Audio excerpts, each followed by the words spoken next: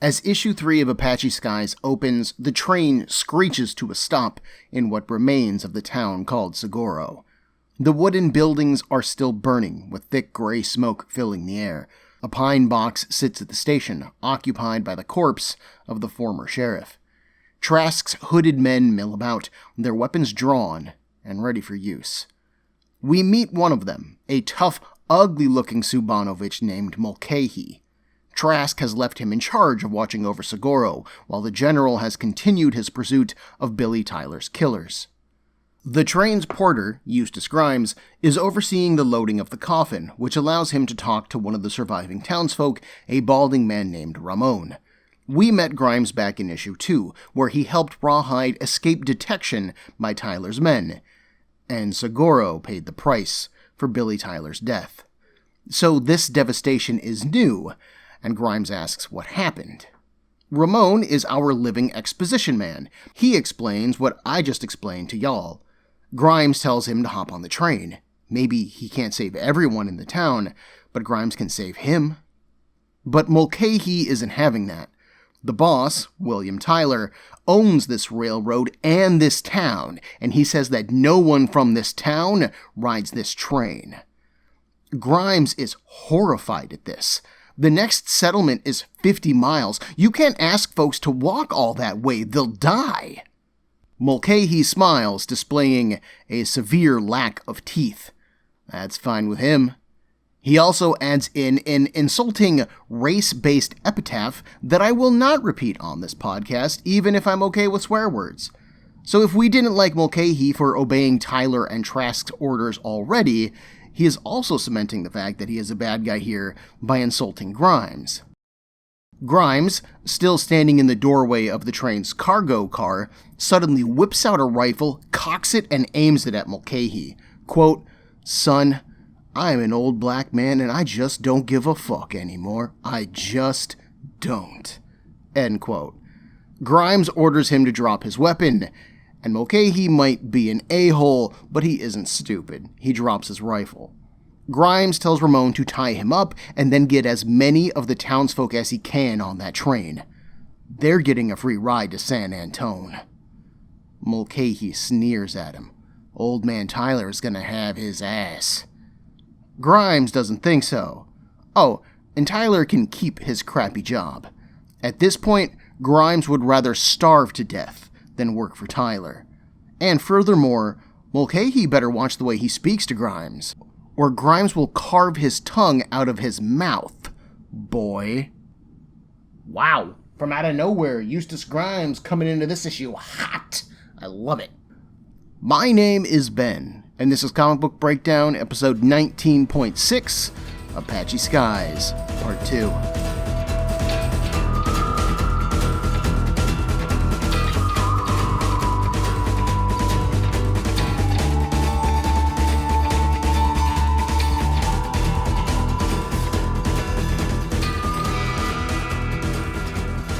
Author John Ostrander is mostly using our opening scene to catch us up on what has happened in the book so far.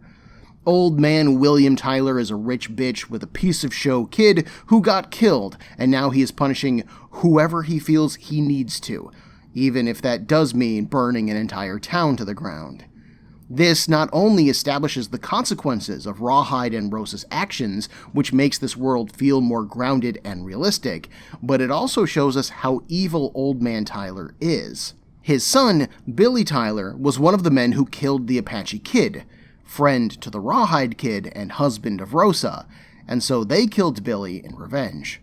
Well, Rosa killed Billy, but Rawhide was hunting him down, and he was present for it, and now he's helping Rosa, so he's guilty by association, for sure. No way Tyler's gonna take him off the list. I honestly wasn't expecting to see Eustace Grimes again in this book, but floop, yeah, I loved him here. If you're wondering how and why a train porter is so badass, remember when Grimes met Rawhide? He said that he fought alongside him in the Railroad Wars, whatever those are. But this tells us that Grimes has a history with fighting and combat, so him standing up to Mulcahy comes out of nowhere, but it fits perfectly well within Grimes' established history, even if we only have a little bit of it. This is also one of the few scenes that justifies the Max label that Apache Skies was published under. Mulcahy uses a race-based insult here, and that kind of language would not fly under a normal Marvel comic. I would argue that you don't really need that kind of language in the story. It absolutely reinforces the idea that Mulcahy is a bad guy, but we've kind of established that already, so that's like just putting sprinkles on your finished frosted and covered with whipped cream and strawberries cake. It's just more. To be fair, it is realistic. That kind of word being used to describe black people was certainly a thing that happened in the 1880s, so on the one hand, I do feel like it's a little unnecessary here, but on the other hand, it does hit home the fact that Apache Skies is meant to be a more realistic, more grounded telling of Western legends. Plus, it is always nice to see a racist put in their place. This scene is also setting up another plot element that will play a large role in our story going forward, but we don't know that quite yet. Also, real quick, the opening page of this issue is a straight-on shot of the train engine, and it just looks super cool. Leonardo Manco continues to paint this series, and he's just killing it. I love the detail on the engine. I love how dirty everything looks. It's just great. I'm assuming that this kind of production level took him a long time to do, as Manco doesn't paint comics normally, but God, I wish he did. It's really easy, especially as I've been writing these issues up, to forget to talk about the artwork and the skill that went behind it, because it's just so good, you get caught up in all the writing and the things that the characters are doing, but this page in particular just stood out to me. I love how all of this looks. That night, we move to San Antonio. The moon is high and floating in a sea of dark, wispy clouds. We are specifically at the Alamo, and a lone figure walks the empty streets surrounding it. Rosa thinks that she's alone, but when she is suddenly pushed against a nearby wall, it is clear that she isn't. She manages to draw her pistol, but the attacker slams her hand against the wall, forcing her to drop it. The Rawhide Kid whispers in her ear, "Remember me? The guy you kicked in the nuts outside of Seguro? At the end of issue 2. Rosa shoves him back, recognizing him, and asks what he wants. Rawhide says that he's looking out for her. Rosa draws a knife and drives him back, swiping at him. The Apache Kid was a good friend of his, Rawhide says, and as his widow, he is trying to keep her from doing something stupid. Something like breaking Goyatle, known to the Mexicans as Geronimo, out of prison. He finally ducks in under a swing and grabs Rosa's knife arm. Controlling her torso now, he pushes her back against the wall again, because that idea isn't stupid, it's suicide. Is she really that dumb? Rosa argues that dying fighting your enemy is the mark of a warrior. But he always has a way out, doesn't he? She accuses Rawhide of being a coward at heart, so he will never understand her bravery. Rawhide picks Rosa up and throws her to the ground. "All right then," he says. "You want to be treated like a man? So be it. If a man said that to him, he would either be on the ground or under it. If the situation calls for laying down his life, then he'll do it," Rawhide says. But he is not on a mission to throw his life away like she is. There are people in the army who are looking for any reason to kill Geronimo, and if Rosa is discovered at all, not only will she get herself killed, but she'll get Geronimo and all of those captured people who are with him killed as well. Rosa snarls. Better to die than rot in some Anglo prison. She stands up and scoops her knife back up as well. Did she ask Geronimo if that's how he felt, or is she just making that call for him? She's just looking to die, Rawhide accuses. Rosa charges at Rawhide, her knife held high. But before it gets to his throat, Rawhide has drawn his pistol, cocked it, and has it pressed against her throat. If she wants to die, he can do it for her. Or he can take her to the Apache prisoners, and she can ask them what they want. Rosa doesn't believe him, but Rawhide assures her that he can do this. Some of the blueberries, meaning the United States Army, who are dressed in blue, owe him one. They probably won't get to see Geronimo, to be fair, and they can't bring in any weapons, but she can see her people, see what they want at least. Rosa struggles with this offer. Rawhide is an Anglo. How can she trust him, especially with something as important as this? Reluctantly, Rosa finally puts her knife away. Fine. She'll trust him. For now. Rawhide puts his gun away. Now is all we ever get. Where the first scene of this issue was catching us up on the bad guys, this one is catching us up on R&R. That's Rawhide and Rosa. Ostrander quickly establishes that they are both people of action. Rawhide doesn't speak to Rosa until he has pinned her because he knows that she's dangerous, and Rosa fights him the entire time because honestly, she isn't afraid of Rawhide. Their basic personalities are here and well displayed. Their connection, meaning the Apache Kid, is established, as are their goals. Rosa wants to die, and this was an idea that I brought up last episode. After Rosa killed Billy Tyler, she just stood there. Surrounded by Tyler's friends and allies, she made no move to defend herself. The only reason that she lived at all was because Rawhide got her out, and his desire to keep her alive continues here. Rawhide's motivation is to honor his friend, the Apache Kid, by keeping Rosa alive, and maybe showing her the value of her life. To that end, he gives her a reason to keep living, reuniting with her people. At least for now. A temporary reason is better than no reason at all. The following morning, Old Man Tyler has also arrived in San Antonio, but he's picking up the body of his dead son. He stands at the platform staring at the coffin. He tells Billy that he was always a little shit, but his mother loved him, and Tyler loved Billy's mother, so there you go. You were stupid, though.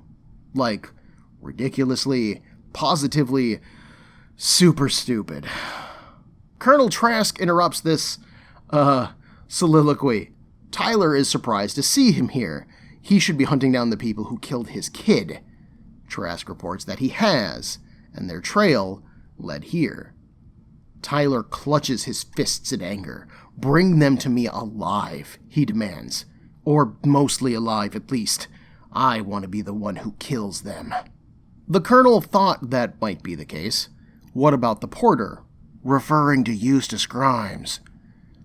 The old man says that he is paying Trask too much to beat an old black man. No, he's got people who can do that. And hell, if he tells the right people, they'll probably do it for free. Cut 2, a bunch of night riders beating Eustace Grimes with wooden clubs. Rawhide interrupts this, beating the men up and chasing them off. Rosa is close behind, but she didn't help at all.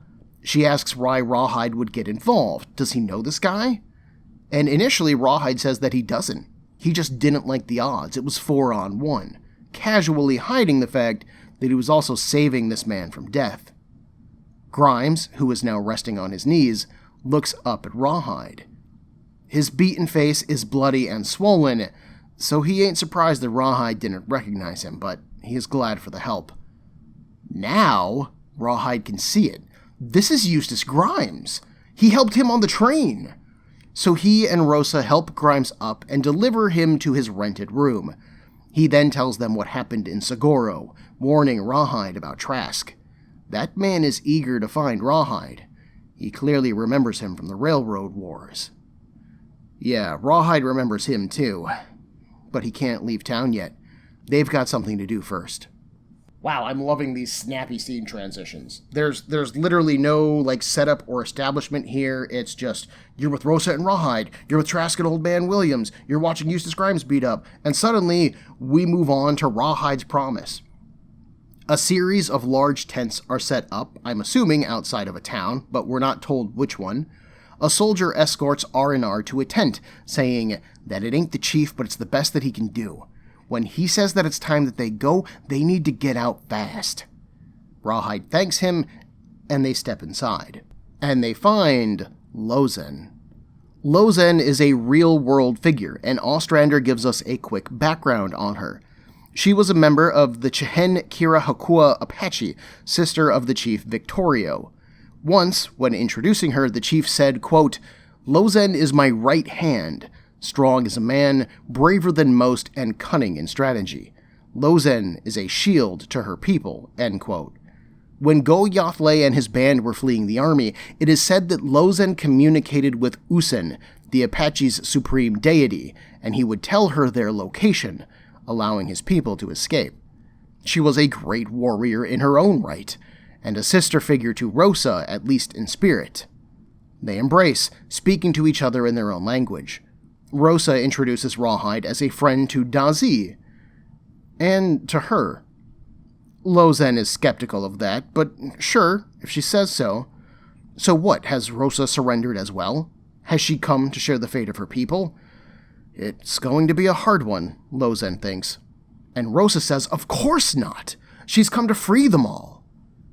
Lozen shakes her head. No, it's over. The Bluecoats will follow them to the end of the world. Their people are tired, their day is done. Rosa is still free, and she should stay that way. But Rosa protests. She has no reason to go on, though. She has no purpose.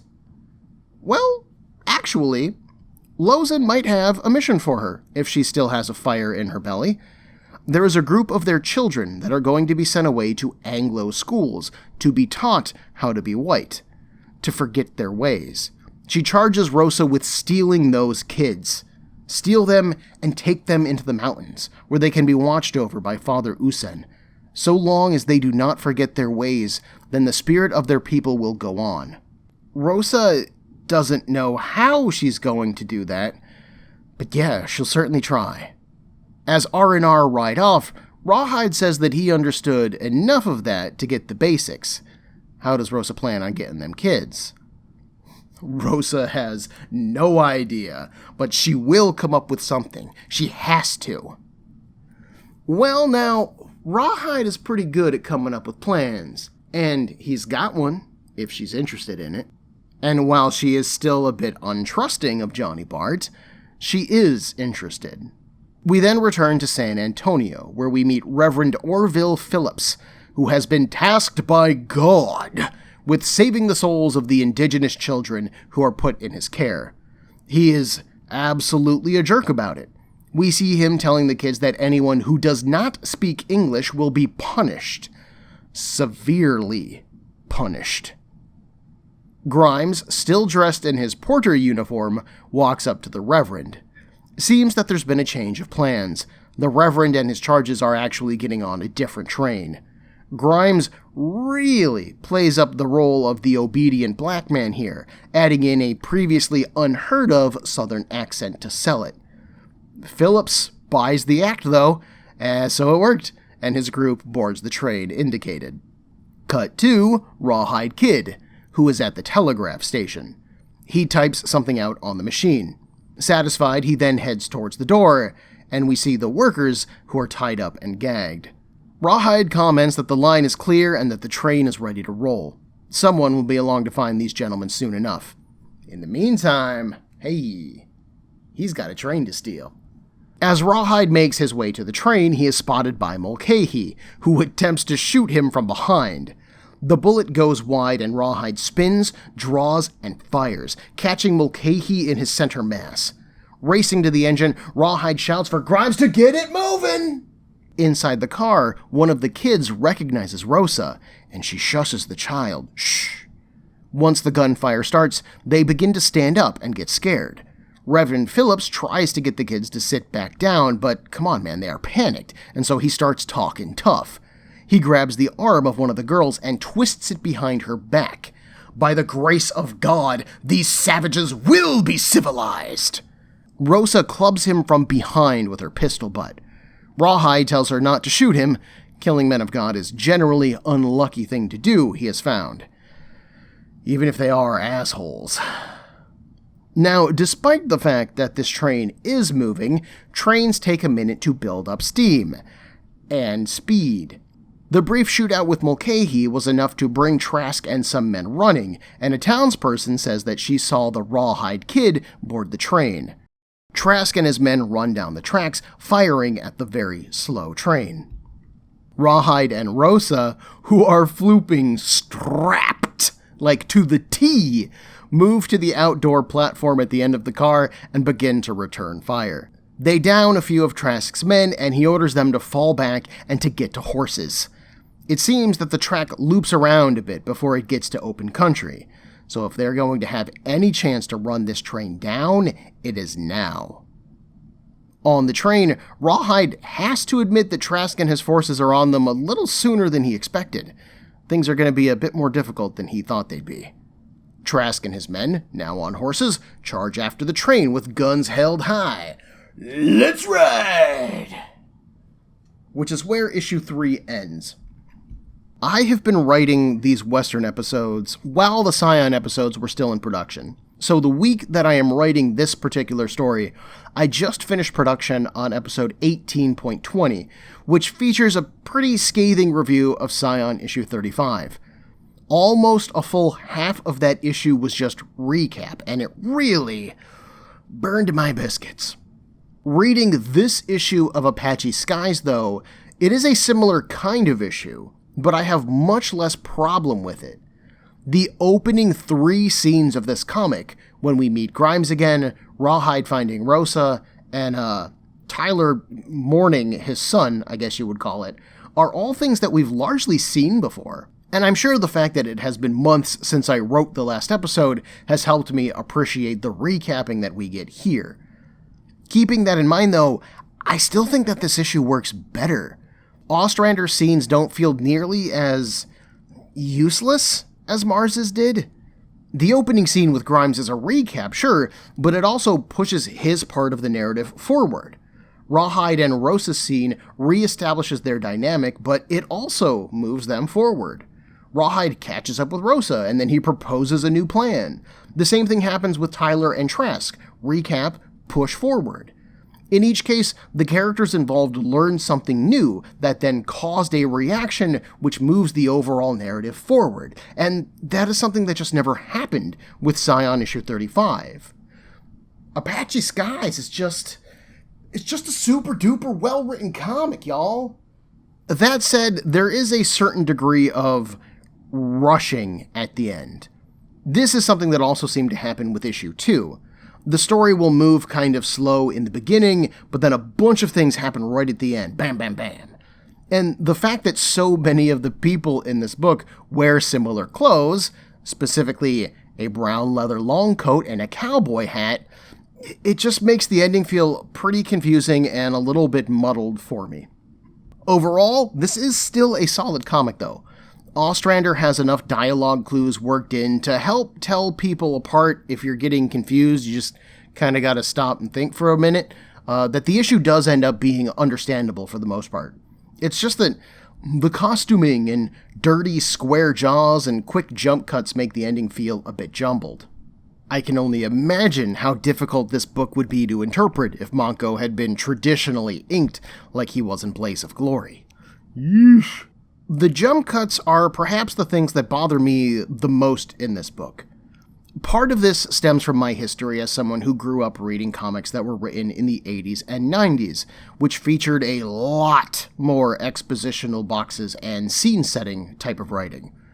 As comics have evolved into the 2000s, the improvements in their artwork has replaced a lot of those exposition boxes, which would do things like set the scene, including talking about the timing, the mood, or even fill in small gaps in storytelling that happened between panels.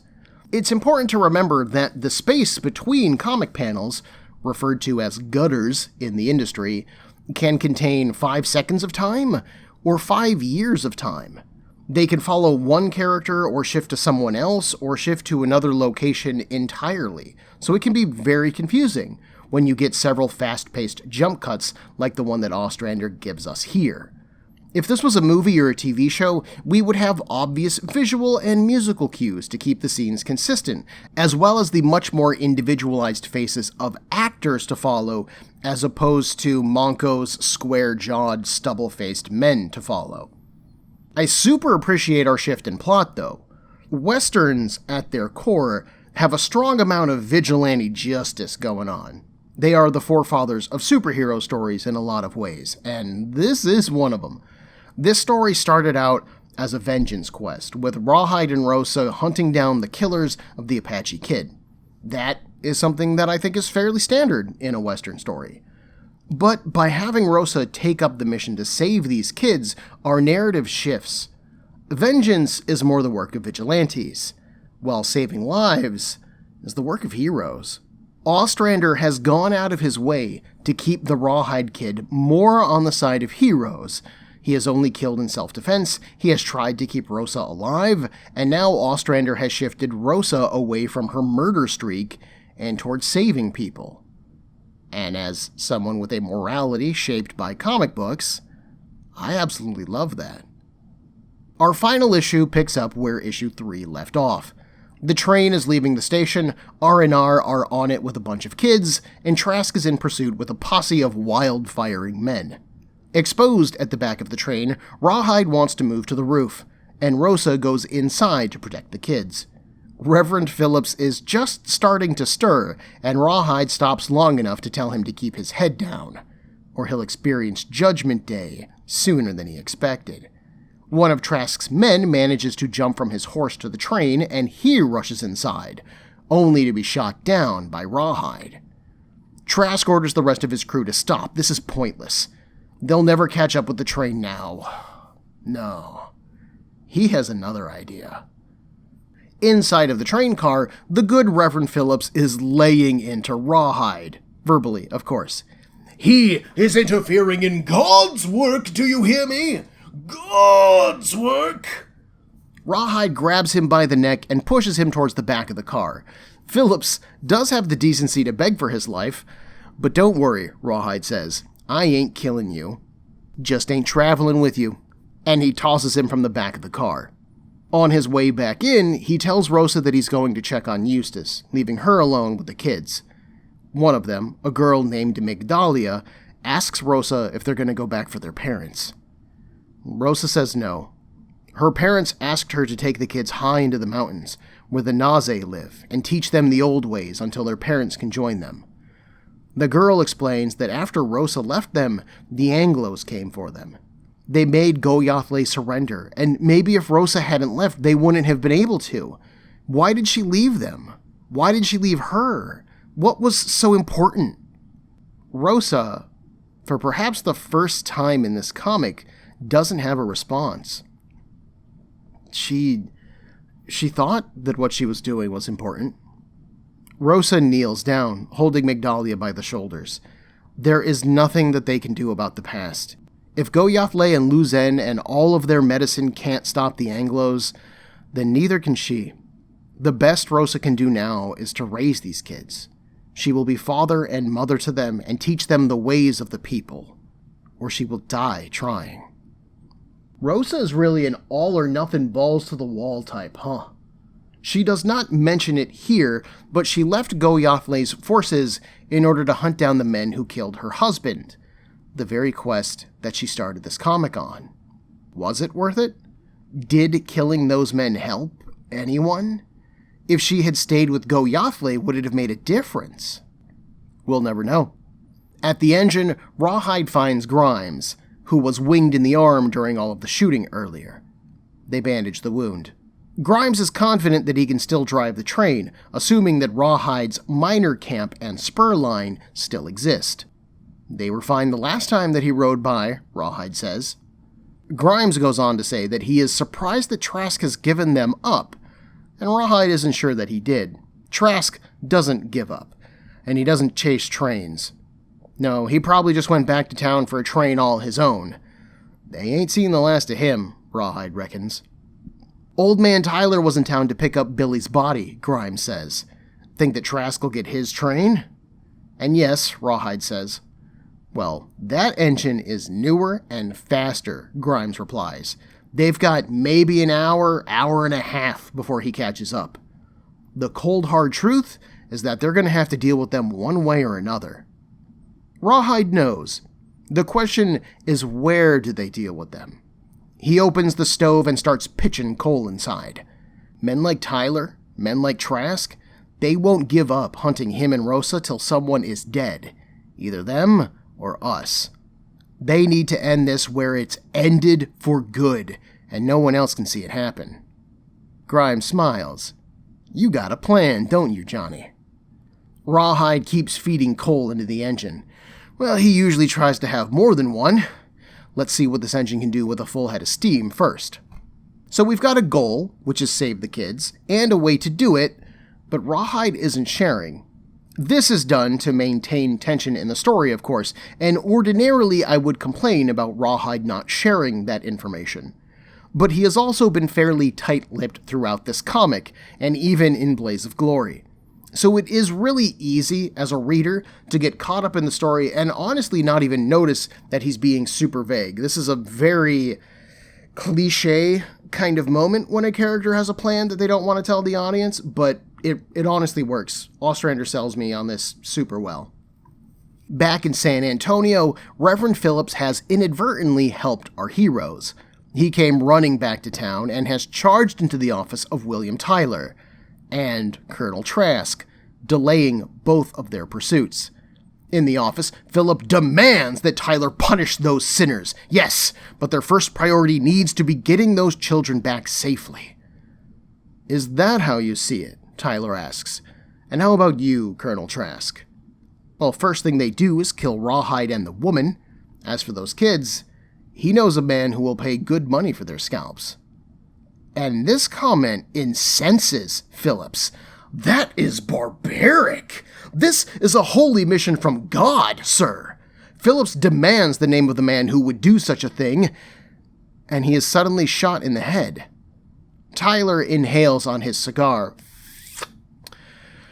That would be me. Best to kill vermin before they can grow up. He stands, saying that they found Phillips's body just off the tracks. Rawhide and Rosa must have killed him and then dumped the body. Such a shame, him being a man of the cloth and all. Oh well, let's get moving. I won't lie, I did not expect to see Reverend Phillips again, and he is absolutely a jerk, but I also don't think that he deserved to die. Ostrander does this scene for two reasons, though. The first of them is to slow down Tyler and Trask. They are a looming threat for our heroes, and they are ultimately the bad guys that need to be confronted at the end of the story. So Ostrander needs to give Rawhide's part of the story time to develop some more tension. Rawhide and his group are fleeing towards something that he thinks will save them, and every moment that our villains are distracted, the closer our heroes get.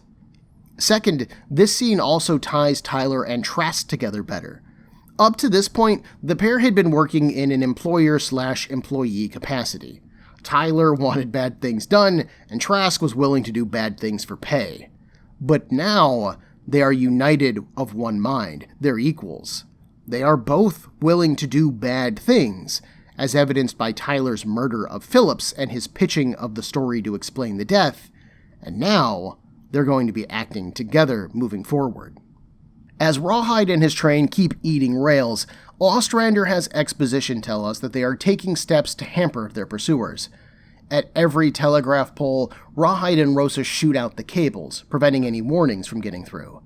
Rawhide also uses chains to mangle rail switches or to pull up the track, anything that they can do to stop or slow their pursuers. But Rawhide and Grimes know that if anyone has the money, men, and resources to fix these things, it'll be old man Tyler. So they keep moving.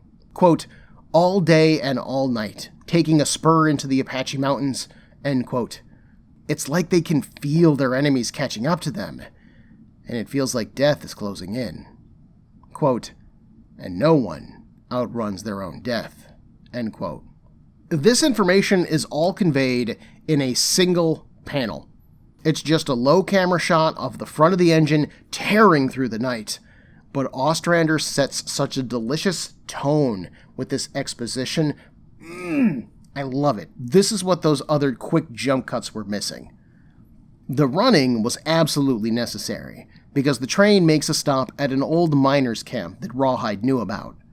Rosa was not happy about it, but Rawhide insisted. They found coal oil and a keg of gunpowder, and Rawhide was satisfied. They then pushed on and crossed a gorge spanned by an old, rickety wooden bridge. When they crossed it, Rawhide stopped the train again and spread the coal oil over the tracks. Rosa asks if he plans to use the gunpowder on the wooden supports as well, but no, Rawhide says. There isn't enough of it to do any good. He has another plan for that. A train whistle suddenly cuts through the air. Whatever that plan is, Rosa hopes he's ready for it, because they're here. And sure enough, Old Man Tyler's train is rounding the corner. Rawhide smashes an oil lamp on the tracks, and its fire spreads quickly. He tells Rosa to get on the train. The pursuing train begins to slow down, and Tyler wants to know why. The engineer tells him that the bridge is old and on fire. He is not risking the train on that. Old Man Tyler sneers. It isn't his train to risk, and he doesn't need the engineer to drive it. Old Man Tyler then shoots him in the head. The train picks up speed. At the other end of the line, Rawhide and Rosa stand next to their stopped engine. It is time for the plan. They have literally reached the end of this set of tracks, so the trains have nowhere else to go. Rawhide wants to uncouple the train from its car. Grimes will then back the train into the car, giving it a little bit of momentum. Rawhide will ride that car back into Tyler's train, and when they collide, he will jump aboard and shove that keg down their smokestack. If he misses with the powder keg, Grimes can drive the engine back and knock them both into the ravine. Rosa and the kids can then move forward on foot. And Rosa is like, "What? Are you crazy? That's suicide, Johnny Bart." He shakes his head. Nah, it ain't suicide. It's long odds, sure, but he can do it. He told her that he would only lay down his life in the name of the right cause. And this, right here, is the right cause. Those kids need to be saved, and he wants to give Rosa a chance to raise them right. She steps closer to him, resting a hand on his chest. In another time, in another place, Rawhide smiles. They had what they had, and that's good enough for him. He steps back. If he survives this, he won't follow her. Tyler may still have some men loyal to him, and they might come looking for them.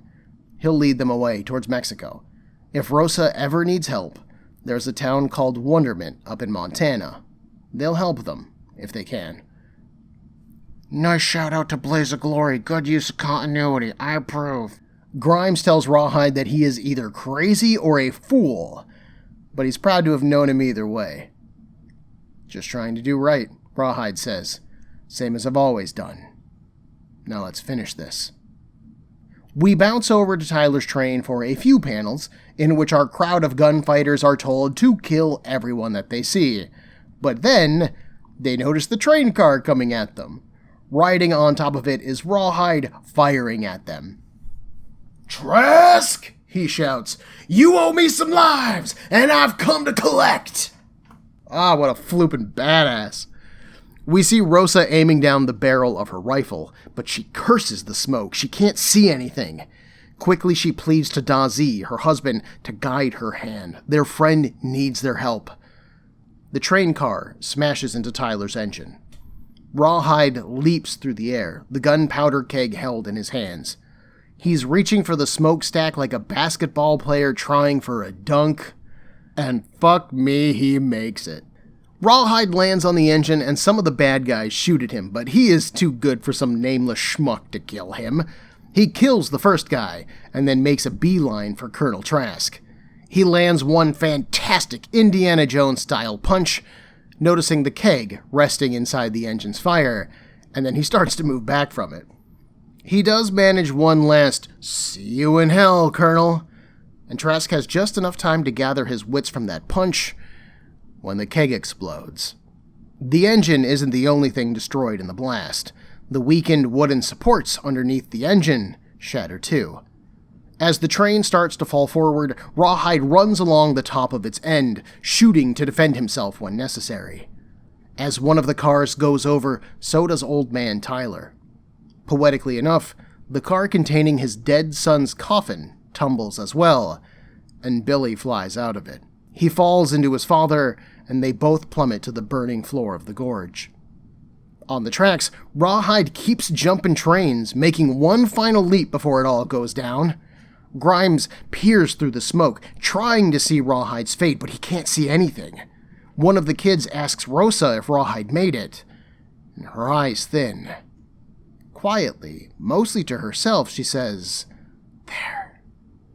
For a moment, just a heartbeat, the smoke wafts in such a way that she can see Johnny Bart standing on what remains of the tracks. He's bloody. He's beaten. But he's alive. The moment was so quick, the vision so fleeting, that he almost seemed to be made of smoke himself. But in his eyes there was a restlessness. He wanted to be with them, but he couldn't. The winds shift. The smoke swallows up the Rawhide Kid. As the exposition wraps up the book, we learn that it has been Migdalia narrating the series. In the language of the Mexicans, Migdalia means long memory, so that's pretty fitting. Later that day, Rosa and Grimes and the kids climbed down the gorge to look for bodies. They found Colonel Trask's journal, which explains how Migdalia knew about Trask and Tyler's story elements. The rest of the story, Rosa or Grimes told her. They never saw the Rawhide Kid again. Oh, sure, they heard stories, so hopefully he lived. But Migdalia never saw him with her own eyes. Honestly, whether he lived or died isn't what matters to her. Migdalia keeps his name and deeds alive in her heart, in the same way that she does for Dazee, and Rosa, and Grimes, and all the other Apache kids who went into those mountains.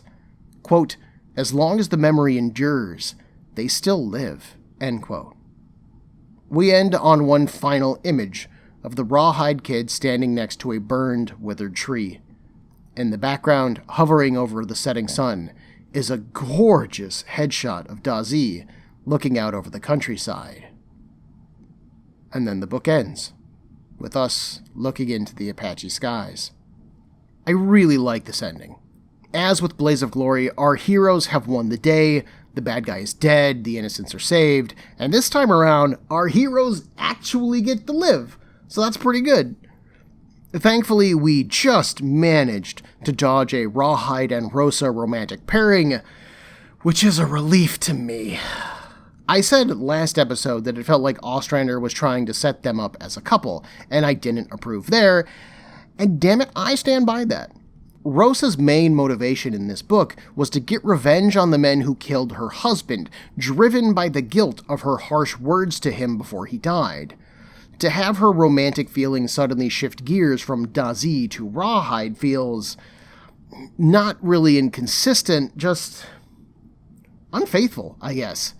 And I realized that Dazee is dead, and Rosa is welcome to move on when she feels the time is right, and maybe that time is now for her. Maybe Rawhide is just too good of a man to pass up. He is certainly handsome AF in this story, so believe me lady, I get it. But this also feels more like Rosa falling for him simply because they were on this adventure. A good male fantasy story needs to have the attractive woman fall for the man, who nobly turns her down because he needs to keep adventuring and it would never work out. The cliched nature of that part of this ending is probably another piece of what's bothering me. Of course Rosa would fall for Rawhide. I mean, who wouldn't? It's just so simple. To be fair, I do think that one of the strengths of this story is how utterly straightforward it is. Everything is exactly how it seems, and even Rawhide's plan at the end doesn't have a big twist or a surprise to it. Everything is played pretty straight, and it all works. Our bad guys are fairly one-dimensional, but to me that's okay. They're bad guys. That's all I need to know. Give me a good reason to hate them, and I am set. Rosa and Rawhide are interesting lead characters, the situation that they're in is dramatic, and it's ever-evolving throughout the series, and the ending of the book is slightly ridiculous and action-packed, and if it happened in a movie, I would probably be rolling my eyes at Rawhide dunking that powder keg. But you know what? Happening here in this comic? I'm totally down for it. Reading these Western comics has certainly cemented a desire in me to see Marvel's Western side represented on the big screen. I would love to see some kind of adventure movie starring the Two Gun Kid or Rawhide Kid or just anybody. It just could be so much fun. The only major complaint that I have about this issue is that there is one panel during the train finale that I just can't make out. I tried to shift the comic around and put some more light on it to make it more understandable, but the whole panel is just black with some gray squiggly lines. I have no idea what is going on there, and it's more just frustrating than anything else. In Manco's defense, this comic looks amazing for most of its length. Compared to the work that Manco did in Blaze of Glory, this looks like a completely different artist. I love this painted look. I love how worn and lived in the world feels. Visually, I just love it all. I do think that in general, I liked Blaze of Glory more overall. It was just super interesting to see all of the Western heroes team up and research the old history and story elements. And of course, I dig its tragic ending. But Apache Skies is 110% a better looking comic. And we got some train action in this one. You can't have a Western without trains. It's in the Western Bible or something. Paired together, Blaze of Glory and Apache Skies are some of the strongest comics that we have in this Western lineup. They are modern feeling, they're grounded, they have all of the elements of a good adventure story. I love all the references to the old stories and the respect given to them, and I wouldn't mind to see more comics along this line. Ostrander honestly hasn't written a lot of comics for Marvel, but these are some great comics. I'm a bit heartbroken, honestly, that he never got to do more. I would love to see an ongoing comic that explores all of the Marvel West, but maybe with one lead character, clearly the Rawhide Kid, who would then travel all over and he would interact with the different characters each time, short of the occasional team-up when the story demands it. I think that could be so much fun. But Westerns don't sell. And reading a book like this, I don't understand why they don't sell. Next week, we're shaking things up. We are sticking to the Max line, sure, and we are sticking with the Rawhide Kid. But everything else you know is wrong. Join me in a week for episode 19.7 of Comic Book Breakdown, where I will be covering the entirety of 2003's 5-issue miniseries, The Rawhide Kid, for the Max line. Everyone, there are a million podcasts vying for your time and attention, and I'd like to thank you for listening to mine. If you would like to get in touch with me, to share a concern, request a series, compliment me, berate me, whatever you like, send me an email at cbbreakdown@gmail.com. Otherwise, thanks for listening.